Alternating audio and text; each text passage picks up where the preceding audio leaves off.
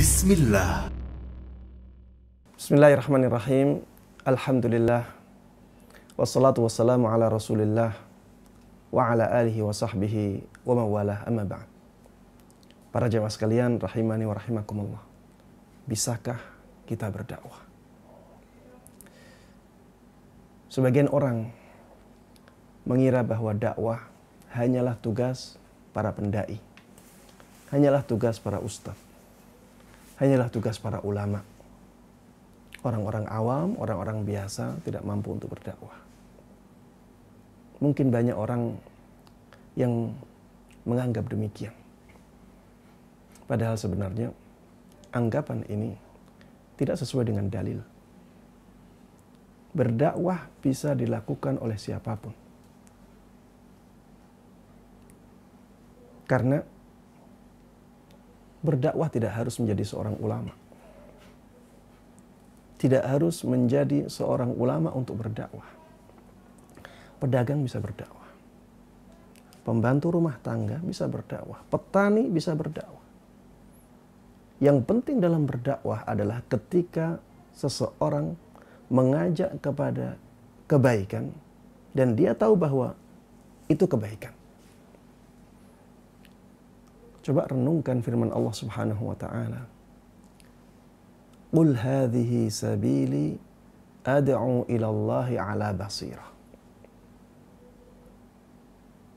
Katakanlah wahai Muhammad, ini adalah jalanku. Jalan dakwah itu jalannya para nabi. Ad'u ila Allah. Aku berdakwah kepada Allah Subhanahu wa taala. Maksudnya aku mengajak manusia agar mereka tunduk dan patuh kepada Allah Subhanahu wa taala. Agar mereka menjalankan syariat Allah Subhanahu wa taala. Ala basirah. Di atas ilmu. Coba garis bawahi ala basirah. Di atas ilmu. Yang penting kita tahu bahwa yang kita dakwahkan itu kebenaran. Yang kita dakwahkan sesuai dengan dalil. Walaupun yang kita dakwahkan itu sedikit. Kita hanya tahu sedikit. Tapi kita benar-benar tahu yang sedikit ini benar-benar sesuai dengan dalil. Itulah maksud dari firman Allah Subhanahu wa taala, ala basirah. Tidak harus menjadi ulama dahulu. Tidak harus menjadi ustadz dahulu. Tidak harus menjadi syekhul Islam. Tidak harus mempelajari agama Islam dari A sampai Z dahulu. Kemudian baru bisa berdakwah. Kalau ini maksud dari ayat ini, harusnya Rasulullah Sallallahu Alaihi Wasallam tidak mengatakan balighu anni walau ayat. Sampaikan dariku walaupun hanya satu ayat. Satu ayat apakah bisa mewakili agama Islam dari A sampai Z? Tidak. Walaupun yang kita ketahui dari kebenaran hanya sedikit, kita bisa mendakwahkannya kepada orang lain. Kuncinya tadi ya, kuncinya kita tahu bahwa yang kita dakwahkan ini sesuai dengan dalil. Kita mendengar dari seorang ustaz, mendengar dari seorang kiai, mendengar dari seorang ulama. Satu ilmu. Kemudian kita tahu bahwa ilmu ini benar-benar sesuai dengan dalil, maka kita bisa menyebarkannya kepada orang lain. Para jemaah sekalian yang semoga dimuliakan dan dirahmati oleh Allah Subhanahu wa taala. Ketika kita berdakwah, maka kita harus mengikuti dan mencontoh Rasulullah sallallahu alaihi wasallam dalam berdakwah. Karena berdakwah merupakan amalan syariat. Amalan ibadah. Dan amalan ibadah tidak akan diterima oleh Allah Subhanahu wa taala kecuali dengan dua syarat. Syarat yang pertama adalah ikhlas hanya karena Allah Subhanahu wa taala, dan syarat yang kedua sesuai dengan tuntunan Rasulullah sallallahu alaihi wasallam. Berdakwah amalan ibadah harus sesuai dengan tuntunan Rasulullah sallallahu alaihi wasallam.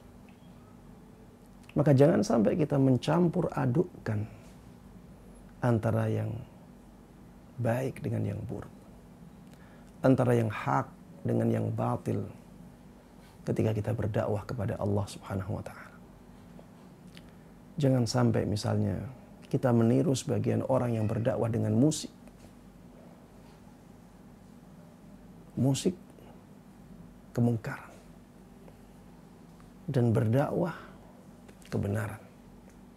Jangan kita campurkan antara kemungkaran dengan kebaikan, dengan kebenaran. Ya. Rasulullah sallallahu alaihi wasallam tidak pernah berdakwah dengan musik.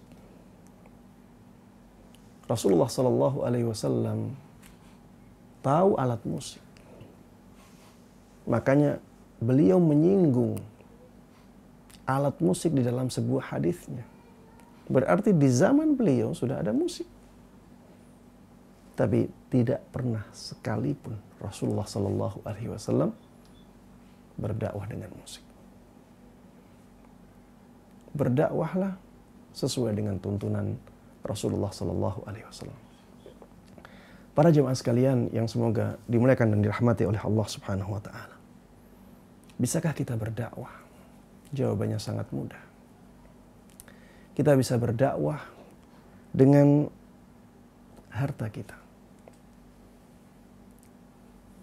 Kalau kita punya harta,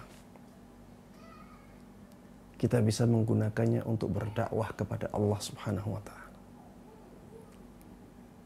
Islam memberikan isyarat kepada kita agar berdakwah dengan harta. Di antaranya dalam syariat zakat. Zakat itu di antara mustahiknya siapa? Al-mu'allafah qulubuhum. Orang-orang mu'allaf itu. Bukan mu'allaf sebagaimana anggapan banyak orang, yaitu orang yang masuk Islam walaupun sudah 20 tahun namanya mu'allaf. Tidak, ya, bukan ini. Yang dimaksud dengan mu'allaf di sini adalah orang yang baru saja masuk Islam, kemudian hatinya masih goyah. Atau belum masuk Islam, tapi sangat diharapkan bisa tertarik dengan Islam ketika diberikan zakat, diberikan uang, diberikan harta. Ini isyarat dari Islam bahwa kita boleh berdakwah dengan harta. Lihatlah Rasulullah sallallahu alaihi wasallam. Beliau mengatakan tahadu, tahabbu. Hendaklah kalian saling memberikan hadiah sehingga kalian saling mencintai. Kalau kita memberikan uang, memberikan harta kepada orang lain, maka orang lain tersebut akan luluh hatinya sehingga kita bisa dengan mudah mendakwahinya. Lihatlah Rasulullah sallallahu alaihi wasallam pernah didatangi oleh seseorang kafir. Orangnya non-muslim. Orang di luar Islam. Mendatangi Rasulullah sallallahu alaihi wasallam dan beliau berikan kambing.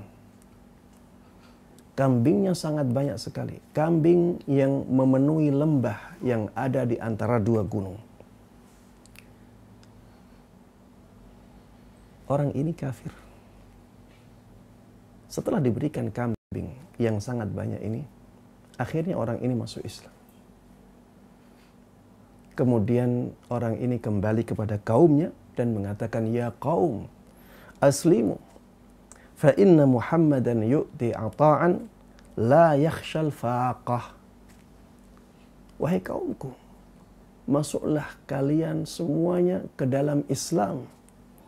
Karena sesungguhnya Muhammad sallallahu alaihi wasallam biasa memberikan pemberian sampai saking dermawannya dia. Ketika memberi, dia tidak takut kemiskinan sama sekali. Lihatlah pengaruh harta yang diberikan oleh Rasulullah sallallahu alaihi wasallam untuk mendakwahi orang ini. Asalnya tidak tertarik untuk masuk Islam. Rasulullah dakwahi dengan harta. Akhirnya orang ini tertarik. untuk masuk Islam. Tidak hanya itu, orang ini mengajak kaumnya untuk masuk Islam semuanya. Dan ini bisa kita contoh apabila kita memiliki potensi ini. Kalau diberikan kenikmatan, kelapangan harta oleh Allah Subhanahu wa taala, kita bisa menggunakannya untuk berdakwah dengan harta tersebut. Demikian pesan singkat ini, mudah-mudahan bermanfaat dan mudah-mudahan diberkahi oleh Allah Subhanahu wa taala. Amin amin ya rabbal alamin. Wa sallallahu wasallama wa baraka ala nabiyyina Muhammadin wa ala alihi wa sahbihi wa man tabi'ahum bi ihsanin ila yaumiddin. Walhamdulillahi rabbil alamin.